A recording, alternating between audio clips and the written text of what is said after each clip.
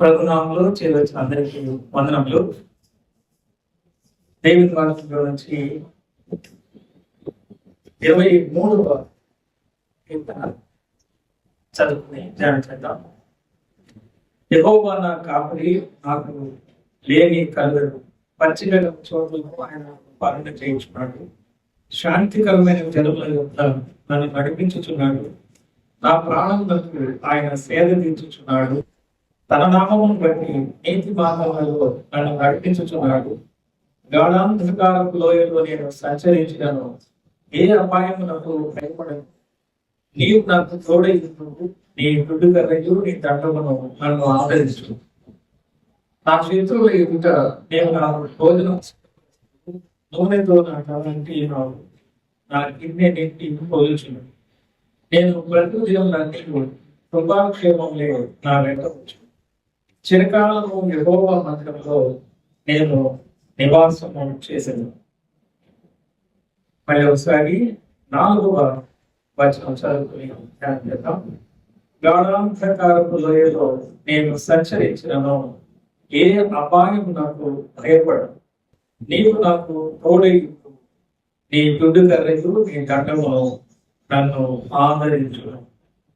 ప్రభు సహాయం కొరకు చిన్న ప్రార్థన చేసుకుని ధ్యానిస్తాం.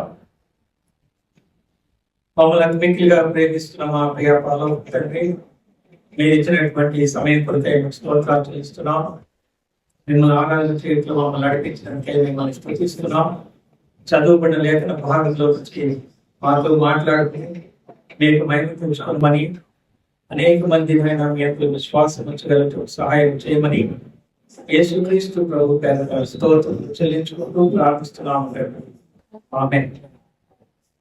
ప్రభునందు ప్రియ సోదర సోదరులారా, దేవుని వాక్యంలో 23వ కీర్తన మనం చదువుకున్నాం. ప్రత్యేకించి ఈ రోజు మన ధ్యాన నిమిత్తమై 4వ వచనంలో, గాఢాంధకారపు లోయలో నేను సంచరించినను, ఏ అపాయమునకు భయపడను. నీవు నాకు తోడై ఉండు. నీ దుడ్డు కర్రయు నీ దండమును నన్ను ఆదరించును అనేటువంటి ఈ చిన్న మాటలో గాఢాంధకారపు లోయ అనేటువంటిది మరి యొక్క విధంగా దేవుని వాక్యంలో మనం ధ్యానం చేసినప్పుడు షాడో ఆఫ్ డెత్, మరణ ఛాయలో ఉన్నటువంటి పరిస్థితి, మరణపు నీడలో ఉన్నటువంటి పరిస్థితిని మనము గమనిస్తున్నాం. ఈ మాటలు దావీదు రాజులు రాసినటువంటి మాటలుగా మనం గమనిస్తే, దావీదు అనేక కీర్తనలలో ఆయన కంప్లైంట్స్ ఎక్కువగా చెప్పినట్టుగా మనం చూస్తాం. కానీ ఈ కీర్తనలో కంఫర్ట్స్ గురించి ఆయన చెప్తున్నట్టుగా మనం గమనిస్తున్నాం. 3 విధాలుగా ఈ మాటలని గురించి మనం ధ్యానం చేయవచ్చు.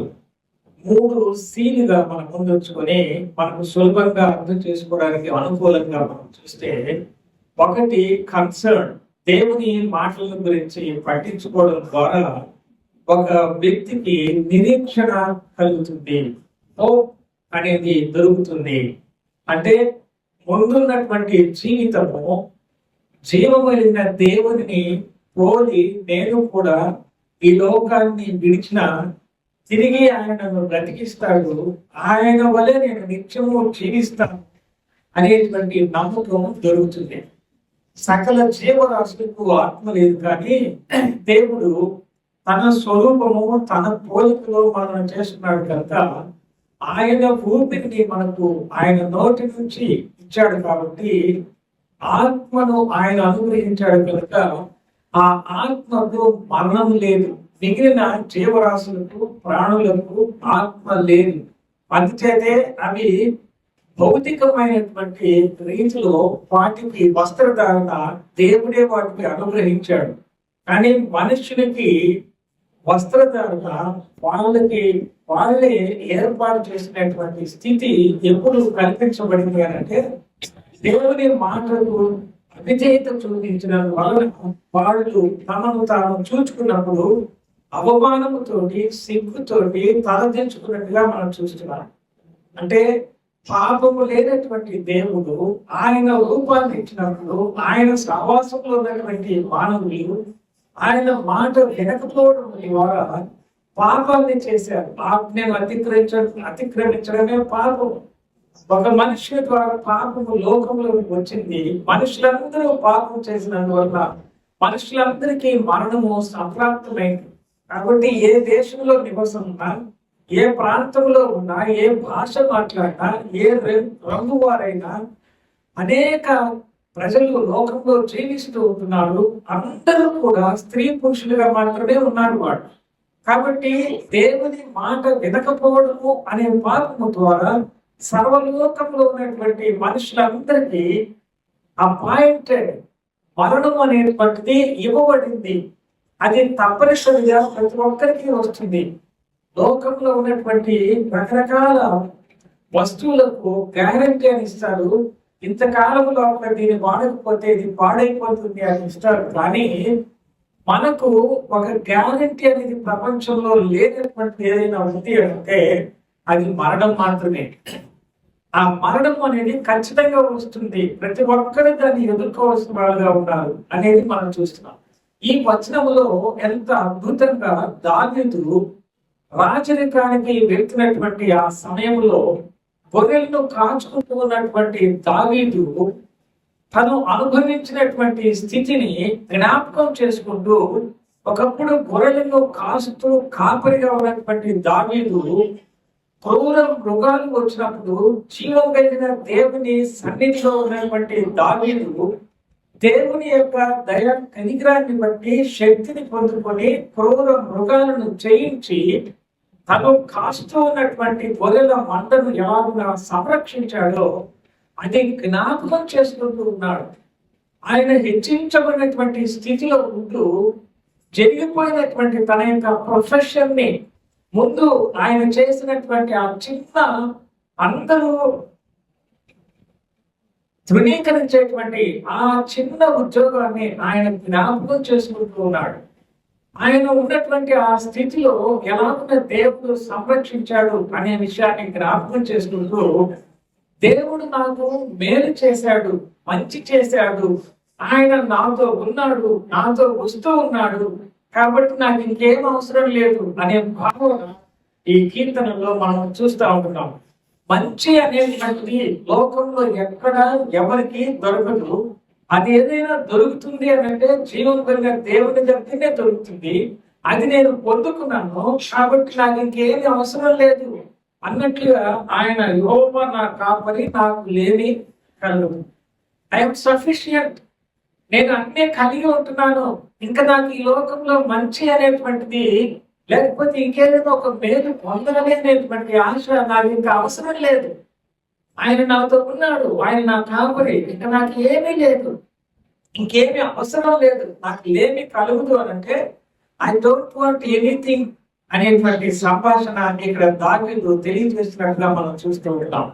అంతేకాకుండా మనం చదువుకున్నటువంటి 4వ వచనములు మనం చూస్తే, గాఢాంధకారపు లోయలో నేను సంచరించినను అంటే ఒక లోయను నీటి ప్రవాహము వెళుతూ ఉంది. 2 ప్రక్కల కొండలు ఉన్నాయి, ముందు ప్రక్కన ఒక అంచు ఉంది. ఈ లోయలో గాఢాంధకారపు లోయలో ఏం చేస్తున్నాడు అని ఇక్కడ సంభాషిస్తున్నాడు అంటే, నేను సంచరించినను అంటే భావము బైబిల్ గ్రంథంలో నుంచి మనం తీసుకుంటే ఆత్మీయ భావాన్ని సంచరించడము అంటే నడుస్తూ వెళుతూ ఉన్నాడు అనే అర్థము మనం చేసుకోవాలి. లోయలో ఆ యొక్క నీటి ప్రవాహములో ఆయన నడుస్తూ వెళుతున్నాడు అని అంటే తనతో పాటు తను నమ్ముకున్నటువంటి కాపరితో పాటు ఆయన నడుస్తూ ఉన్నాడంటే అంధకారమయమైనటువంటి మరణపు లోయ లాంటి అనుభవంలో నేను ఉన్నా కానీ నేను సంచారం చేస్తున్న వాడినే కానీ నేను ప్రవాహంతో పాటు కొట్టుకొని వెళ్తూ ఉన్నటువంటి వాడిని కాదు అని అంటున్నాడు. ఇందాకనే మనం ధ్యానం చేశాం. దేవుని ప్రజలని ఇశ్రాయేలీయులను మోషే నాయకత్వంలో ఆ దాదాపుగా 20 లక్షల మందిని ఆ ఎర్ర సముద్రం నుంచి అవతలికి దాటించాలి అనే ఆ పరిస్థితి వచ్చినప్పుడు ఆ కర్రను చూపించినప్పుడు గాలి వలన సముద్రం 2 పాయలుగా అయిపోయింది. నేను అర్థం చేసుకుని జ్ఞాపకం చేసుకుని మీతో పంచుకునే విశేషమైన భావం ఏమిటి అంటే ఆ గాలికి రెండు పక్కలకు చీలిపోయి నీళ్లు పోడవలే నిలబడిపోయినాయి. అక్కడి నుంచి అది అటు ఇటు వెళ్ళకుండా ఈ ప్రక్క నుంచి ఒక గాలి, ఈ పక్క నుంచి ఒక గాలి వచ్చి మధ్యలో వీళ్ళు నడవడానికి ఆ గాలి ఆటంకం కాకుండా వీరు నడిచినంతసేపు ఆరున నేలలో వెళ్ళి అవతల అంచుకు చేరుకున్నారు. శత్రువులు వచ్చినప్పుడు ఆ రెండు పాయలు ఒకటే అంటే అక్కడ అవసరం లేనటువంటి గాలిని బంధించి మామూలు గాలిని ఇచ్చి ఆ రెండు పాయలు సముద్రము ఒక్కటైనప్పుడు వీళ్ళు సంచారం చేసుకుంటూ వెళ్ళారు. ఇశ్రాయేలు దేవుని ప్రజలు అవతల ఒడ్డుకు చేరుకున్నారు. అవతల కొండ ప్రాంతం ఉంది, కానీ వెంబడిస్తున్న ఫరో సైన్యము దేవుని ప్రజల శత్రువులు ఆ ప్రవాహంలో సంచారం చేయడం లేదు, కానీ వాళ్ళు కొట్టుకొని వెళుతూ ఉన్నట్టుగా మనం చూస్తూ ఉన్నాం. దేవుని యందు భయభక్తులు కలిగినటువంటి వారు ఈ లోకంలో సంచారం చేస్తూ ఉన్నటువంటి వారుగా, యాత్రా స్థలంలో ప్రయాణం చేస్తున్నటువంటి వారుగా ఉంటారు. ఎదురుగా మరణము, చీకటి, అంధకారము ఏమీ కనిపించడం లేదు అనేటువంటి భావన మనసులో రావచ్చు. భయము, గందరగోళము మనస్సులో కలగవచ్చు, కానీ కొట్టుకొని పోయేటువంటి ప్రయాణం కాదు ఇది. నడుస్తూ సంచారం చేస్తూ వెళ్ళేది కనుక నా ఎదుట ఉన్నటువంటి ఆ కొండ ప్రాంతానికి, ఆ ఒడ్డుకు నేను చేరుతాను అనేటువంటి భావాన్ని ఇక్కడ కీర్తనలో దావీదు గారు వ్యక్తం చేస్తున్నట్టుగా మనం చూస్తూ ఉంటాం. కాబట్టి గాఢాంధకారపు లోయ అంటే this is the shadow of death. ప్రతి వ్యక్తి మరణపు నీడలో ప్రయాణం చేస్తున్నటువంటి వాడుగా ఉన్నాడు. యేసుక్రీస్తు ప్రభుని నమ్ముకున్నటువంటి వాడు, దేవుడు లోకమును ఎంతో ప్రేమించను కాగా ఆయన ఎందు విశ్వాసం ఉంచేవారు నశింపక నిత్య జీవం పొందినట్లు ఆయన తన అద్వితీయ కుమారుని వరముగా అనుగ్రహించడానికి చూస్తూ ఉంటున్నాం. ప్రతి ఒక్కరూ మరణిస్తారు, కానీ మరణము తర్వాత నిత్య జీవం ఉంది. ఆ మరణపు లోయలో సంచారం చేసుకుని అవతలికి వెళ్ళి కొండ మీదకి నేను వెళ్ళబోతున్నాను అని మాట్లాడుతూ దావీదు అంటూ ఉంటే, యేసుక్రీస్తు ప్రభు శిలువలో మనందరి పాప శిక్షను భరించి రక్తము చిందించి చనిపోయి ఆయన పాతి పెట్టబడి తిరిగి ఎలాగైతే లేచాడు, ఆయన మరణంలో పాలు పొందడం అంటే ఆయన దగ్గర పాపాలు ఒప్పుకొని రక్తంలో కడుగుబడి క్షమాపణ అనుభవం అయితే, ఆయన సమాధి నుంచి తిరిగి లేపడము అనేటువంటిది పునరుద్ధానంలో మనకు పాలు కలిగింది అనంటే, ఈ మరణపు లోయకుండా ప్రయాణం చేసి అవతల ఉన్నటువంటి ఒడ్డుకు మనం చేరినట్టుగా దావీదు ఎలాగైతే చెప్తూ ఉంటున్నాడో, మన జీవితము మరణముతో అంతము కాదు, ఆ తర్వాత ఒక నిరీక్షణకు ఆస్పదమైనటువంటి నిత్య జీవం ఉంది అనేటువంటి సత్యాన్ని వాక్యంలో మనం చూస్తూ ఉంటాం. మొదటిది కన్సర్న్ అయితే, రెండవది మనం గమనిస్తే కాన్ఫిడెన్స్, విశ్వాసము. యేసుక్రీస్తు ప్రభు మరణించాడు, ఆయన తిరిగి లేచాడు. మనము కూడా ఆయన నామంలో విశ్వాసం ఉంచాము కనుక మనము ఈ లోకంలో మరణిస్తాము, ఆయన లేచినట్టుగా మనల్ని కూడా ఆయన లేపుతాడు అనేటువంటి ఆ నామంలో విశ్వాసము ఉంచడం ద్వారా ఆయన నాతో వస్తున్నాడు. నేను ఒంటరిగా గాఢాంధకారపు లోయలో ప్రయాణం చేయటం లేదు, కానీ నాతో పాటు ఆయన కూడా ఉన్నాడు.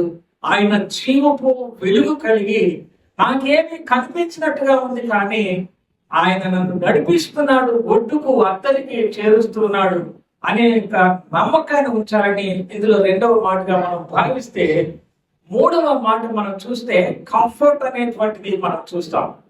అనగా ఒక వ్యక్తికి పోదాలకు ఆదరణ, ఇంత భద్రత, అయ్యో నేను ఎంతో చక్కగా ఉన్నాను అనే అనుభూతిని ఈ వాక్యంలో మనము గమనిస్తూ ఉంటున్నాం. అవతల ఒడ్డుకు వెళితే అక్కడ మరణపు లోయ లేదు, అక్కడ ఎత్తైనటువంటి స్థలము, అక్కడ చీకటి లేదు, అక్కడ రాత్రి లేదు, పగలు లేదు, అసలు మరణమే లేదు, అసలు దుఃఖమే లేదు. అలాంటి స్థలానికి నేను వెళ్తూ ఉంటున్నాను. ఆ స్థలంలో చివరిగా నాకు దొరికేటువంటి అనుభవము కంఫర్ట్ అనేటువంటిది ఈ వాక్యంలో పొందుపరచబడినట్టుగా మనం చూస్తున్నాం. కాబట్టి 3 Cలను మనం జ్ఞాపకం పెట్టుకుంటే, కన్సర్న్, కాన్ఫిడెన్స్ అండ్ కంఫర్ట్ అనేటువంటి మన మనస్సులో ఉంచుకుంటే, ఆయన పునరుత్థానం అయ్యాడు కనుక నేను కూడా చనిపోయినా తిరిగి లేస్తాను అనేటువంటి ఆ నిరీక్షణ, ఆ యొక్క విశ్వాసము, ఆ యొక్క భద్రత మన మనసులో ఉండడానికి దావీదు ద్వారా ఈ సంగతులను దేవుడు మనకు తెలియజేస్తున్నట్టుగా మనం చూస్తూ ఉంటున్నాం. తన యొక్క వ్యక్తిగతమైనటువంటి విశ్వాస అనుభవ జీవితంలో ఎలాగున్న క్రూర మృగాల నుంచి, క్రూర మనుషుల నుంచి అనేక రీతిలుగా అరణ్యంలో తరుముపడినప్పుడు శత్రువుల నుంచి తప్పించినటువంటి దేవుని జ్ఞాపకం చేసుకుంటూ తను అనుభవాల నుంచి తెలుసుకున్నటువంటి సత్యాలు ఆధ్యాత్మికమైనటువంటి రీతిలో ముందు అధ్యాయము ప్రభువైన యేసుక్రీస్తు ప్రభు యొక్క శిలువలో మరణ పునరుద్ధానం గురించి ప్రవచించినటువంటి దావీదు తరువాత అధ్యాయం 24వ అధ్యాయంలో పునరుద్ధానమైనటువంటి ప్రభు యొక్క ఆ యొక్క జీవన విశేషాలు, పరిశుద్ధుల యొక్క పరిస్థితి, ఆ నూతనత్వాన్ని గురించి ఆయన తెలియచేస్తూ మధ్యలో ఏ కంప్లైంట్స్ లేకుండా కంఫర్ట్స్ తోటి దావీదు మాట్లాడినటువంటి మాటల్లో ఈ కొద్ది వచనాలు, 6 వచనాలు, ఒక వచనాన్ని మనం ధ్యానం చేస్తున్నాము. 4వ వచనం, గాఢాంధకారపు లోయలో నేను సంచరించినను, ఏ అపాయం నాకు భయపడను, నీవు నాకు తోడైండు, నీ దుడ్డు కర్రలు నీ దండమును నన్ను ఆదరించును. 2 కర్రలు కాదు, ఒకే కర్ర. ఒక ప్రక్కనేమో శత్రువులను తప్పించడానికి, క్రూర మృగాలను చంపడానికి ఉపయోగిస్తారు. రెండవ ప్రకటన అవసరమైనప్పుడు ఆహారాన్ని వచ్చి ఆ గొర్రెలకు అందుబాటులోకి తీసుకునేటటువంటి ఆయన యొక్క ఆ దండము, దుడ్డు కర్ర, దండము అనేటువంటి భావము ఈ వాక్యంలో మనం చూస్తూ ఉంటున్నాం. దేవుని యొక్క వాక్యము 2 అంచులు కలిగినటువంటి ఎటువంటి ఖడ్గము కంటే పదునైనటువంటిదిగా ఉంటూ చెప్పేవారికి, వినేవారికి ప్రాణాత్మ దేహంలోనికి అది చొచ్చుకొని వెళ్ళి ఆ మరణాంతకాలపు అనుభవంలో ఉన్నటువంటి వ్యక్తిని వెలుగులోనికి నడిపించడానికి ఆ యొక్క వాక్యము పనికి వచ్చేదిగా మనం చూస్తుంటున్నాం. బైబిల్ గ్రంథం అంతటిని కొత్త నిబంధన, పాత నిబంధనగా మనం విభజించుకొని మనము చూస్తున్నటువంటి మాటలుగా మనం గమనిస్తూ ఉంటున్నాం. 78వ కీర్తనలో 70వ వచనము, 71వ వచనం మనం గమనించినట్లయితే 78వ కీర్తన 70, 71 వచనములు, పాడి గొర్రెలను వెంబడించుట మాన్పించి తన ప్రజలైన యాకోబును, తన స్వాస్థ్యమైన ఇశ్రాయేలును మేపుటకై ఆయన అతనిని రప్పించెను అనే మాట చూస్తూ ఉన్నాం. పాడి గొర్రెల యొక్క అనుభవం ఎలాగో ఉంటుందో శరీర రీతిగా, అనుభవ రీతిగా దావీదు ఎరిగినటువంటి వాడుగా ఉన్నాడు కనుక వాటిని వెంబడించేది మార్పించి ఆయన తన స్వాస్థ్యమైన ఇశ్రాయేలును మేపుటకు ఆయన అతనిని రప్పించను అనే మాట మనం చూస్తూ ఉంటాం. దేవుని ప్రజలమైనటువంటి మనము గొర్రెల వలె త్రోవ తప్పినటువంటి స్థితిలో ఉంటుండగా మనలను కనికరించి మన కొరకు వధించబడుతున్న గొర్రెగా ఆయన ఉంచి మన కొరకు సిలువలో తన యొక్క రక్తమును చిందించి ఆయన రక్తంలో విమోచించబడినటువంటి మనలను ఈ వాక్యంలో చదువుకున్నట్టుగా మనకు కాపరిగా ఉంటూ, మనకు మేతని సమకూరుస్తూ, శత్రుబారి నుంచి తప్పిస్తూ, అది మరణాంధకారంలో అయినా సరే మనను బయటికి తీసుకుని వెళ్ళగలిగినటువంటి దేవునిగా ఉన్నాడు అనే సత్యాన్ని దావీదు అనుభవ జీవితంలో నుంచి మనము చూడగలుగుతున్నాం. అక్కడే చూడండి 80వ కీర్తన 1వ వచనం, ఇశ్రాయేలునకు కాపరి చెవియొక్కము మందవలె యోసేపును నడిపించేవాడా, తెరువుల మీద ఆశీనులమైన వాడా ప్రకాశించుము అనే మాట మనం చూస్తున్నాం. కాబట్టి దేవుని ప్రజలమైనటువంటి మనలను ఆయన మందవలె నడిపించేటువంటి వాడుగా మనం చూస్తున్నాం. లోయ వలె ఉంది కానీ మార్గము ఇరుగైనదిగా ఉంది కానీ మార్గము అని నడిపించేటువంటి వాడు ఎలాగ నడిపిస్తున్నా అంటే ఒక మంద వలె చుట్టుప్రక్కల శత్రువులను ఆయన జయిస్తూ, అవసరాన్ని బట్టి మేకని సంరక్షిస్తూ, కాపాడుచూ నడిపిస్తున్నటువంటి దేవునిగా ఈ వాక్యంలో మనం చూడగలుగుతున్నాం. 40వ అధ్యాయం యెషయా గ్రంథము 11వ వచనంలో మనం గమనించినట్లయితే ప్రభువైన యేసుక్రీస్తు మనలను ఎలాగునా నడిపిస్తున్నాడనేటువంటి సత్యాన్ని ముందే ప్రవచనంలో దేవుడు రాయించినటువంటి మాటగా మనం చూస్తున్నాం. 40వ కీర్తన 40వ అధ్యాయం యెషయా గ్రంథం 40, 11వ వచనం, గొర్రెల కాపరి వలె ఆయన తన మందను మేపును, తన బాహువుతో గొర్రె పిల్లలను కూర్చి రొమ్మున ఆనించుకొని మోయను, పాలించు వాటిని ఆయన మెల్లగా నడిపించును అనేమాట. కాబట్టి రక్షించబడినటువంటి చిన్నవారినైనా పెద్దవారినైనా, ఒకవేళ బలహీనతో ఉన్నటువంటి వారినైనా, అర్థం చేసుకోలేనటువంటి వారినైనా కూడా ఆయన రొమ్మున ఆనించుకుని తన యొక్క గుండె శబ్దాన్ని, తన మనసును అర్థం చేసుకునేటట్లుగా మన యొక్క ఆ గాఢాంధకారపు లోయలో ప్రయాణం చేస్తున్నటువంటి అనుభవాలు కొన్నిసార్లు మనకు కలిగినప్పుడు ఆయన యొక్క మనస్సును మనం గుర్తించాలి అని, ఆయన మనకు తోడుగా ఉన్నాడు అనే సత్యాన్ని మనం గ్రహించాలి అని కొన్నిసార్లు అలాంటి ప్రయాణంలో మనం నడిపిస్తాడు. కానీ ఆఖరికి ఆయన నడిపించే విధానం ఎలా ఉందంటే, ఆయన మెల్లగా నడిపించేటువంటి వాడిగా మనం చూస్తున్నాం. మనము నడువగలిగినటువంటి స్థితిలో ఉండేటువంటి అనుభవాన్ని కలిగించేవాడుగా మనం చూస్తున్నాం. అదే మాటలో యోహాను సువార్త 10వ వచనంలో మనం చూస్తే, గొర్రెల కొరకు ప్రాణం పెట్టినటువంటి ప్రభువుగా మనం గమనిస్తున్నాం. కాబట్టి ప్రియ సోదరి సోదరులారా, ఈనాటి ఈ ధ్యానంలో 23వ కీర్తన 4వ వచనంలో మనం చూస్తున్నాము, గాఢాంధకారపు లోయలో నేను సంచరించినను, ఏ అపాయమునకు కూడా నేను భయపడను, నీ దుడ్డు కర్రయు నీ దండమును నన్ను ఆదరించును అనేటువంటి మాటలు ఏదైతే మనం చూస్తున్నామో, ఈ లోకంలో యేసుక్రీస్తు ప్రభు జీవపు వెలుగు కలిగినటువంటి వాడు. మనము ఆ పరిశుద్ధమైనటువంటి వెలుగు జీవితాన్ని విడిచి చీకటిలో మరణాంతకాల లోయలో సంచారం చేస్తున్నప్పుడు, మరణ ఛాయలో మనం వెళుతూ ఉన్నప్పుడు ఆయన విడిపించడానికి, నడిపించడానికి మన కొరకు ఈ లోకానికి వచ్చాడు. వచ్చినటువంటి ఆయన మన కొరకు ప్రాణం పెట్టాడు. పాపం వలన, అపరాధం వల్ల ఆ స్థితిలో ఉన్నటువంటి మనలను తన యొక్క మరణము ద్వారా, తన పునరుత్థానం ద్వారా మన శిక్షణ ఆయన తప్పించి ఆయన వలె నిత్యము జీవించేటువంటి అనుభవాన్ని మనకు ఇచ్చాడు అనేటువంటి సత్యాన్ని ముందు ఉన్నటువంటి అధ్యాయంలో, తర్వాత ఉన్నటువంటి అధ్యాయంలో వివరాలు ఇస్తూ అనేక కంప్లైంట్స్ తోటి రాసినటువంటి కీర్తనకారులు ఈ చిన్న కీర్తనలో, చిన్న వయసు నుంచి కంటత వాక్యంగా ఉన్నటువంటి ఈ కీర్తనలో ఆయన అంటూ ఉన్నాడు, ఏ స్థితిలో నేను ఉన్నాను కానీ నన్ను నడిపిస్తూ ఉన్నటువంటిగా ఉన్నాడు. నేను ఆ గాఢాంధకారపు మరణ ఛాయలోనే నడిచినటువంటి అనుభవం కలిగి ఉన్నాను, కానీ అది సంచారం చేస్తున్నాను కనుక నేను కొట్టుకొని పోయేటువంటి అనుభవంలో లేను. ఆయన నన్ను అద్దరికి చేరుస్తున్నాడు అనే నిరీక్షణ, విశ్వాసము, ఆ భద్రతను, కంఫర్ట్ ని దావీదు రాజు తెలియజేస్తున్నట్టుగా మనం చూస్తుంటున్నాం. కానీ భక్తిహీనుల యొక్క స్థితి యేసుక్రీస్తు ప్రభు దేవుడిగా ప్రకటించబడుతున్నప్పుడు ఆయన మనస్సులో మార్చి మంచి జీవితాన్ని ఇస్తాడు, బ్రతికిస్తాడు, బ్రతికిస్తూనే ఉంటాడు, నిత్య జీవాన్ని ఇస్తాడు. మనుషునికి మరణము అనేటువంటిది ఒక రోజు ఉంది, కానీ దాన్ని జయించినటువంటి ఆయనను నమ్ముకోవడం ద్వారా నిత్య జీవంలో ప్రవేశం ఉంది. జీవము కలిగిన దేవుని ఊపిరి అయినటువంటి మనము మట్టైపోతాం, కానీ ఈ శరీరము చీకిపోతుంది, కానీ ఆత్మకు మరణం లేదు. ఈ లోకంలో ఈ శరీరానికి నొప్పి, బాధ కలుగుతుంది, కానీ అది లిమిటెడ్ పీరియడ్ మాత్రమే. ఆత్మకు ఏ విధంగా ఎవరు కూడా గాయపరచలేదు, నొప్పించలేదు. అది దేవుని వాక్యము ద్వారా బలపరచబడుతూనే ఉంటుంది.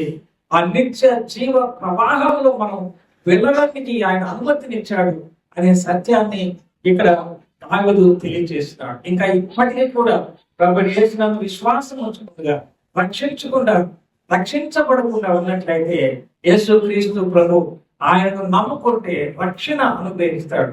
ఈ లోకంలో ప్రతి మనిషికి కావలసినటువంటి ఈ 3 C's అనేటువంటి అర్థం చేసుకోవడానికి అనువుగా కన్సర్న్, కాన్ఫిడెన్స్ అండ్ కంఫర్ట్ అనేటువంటి చిన్న సందేశము మనము వినడానికి ప్రభు కృప చూపించుండగా, నిరీక్షణకు ఆధారమైనటువంటి ప్రభు చనిపోయి బ్రతికాడని మనం నమ్ముతూ ఉంటాం.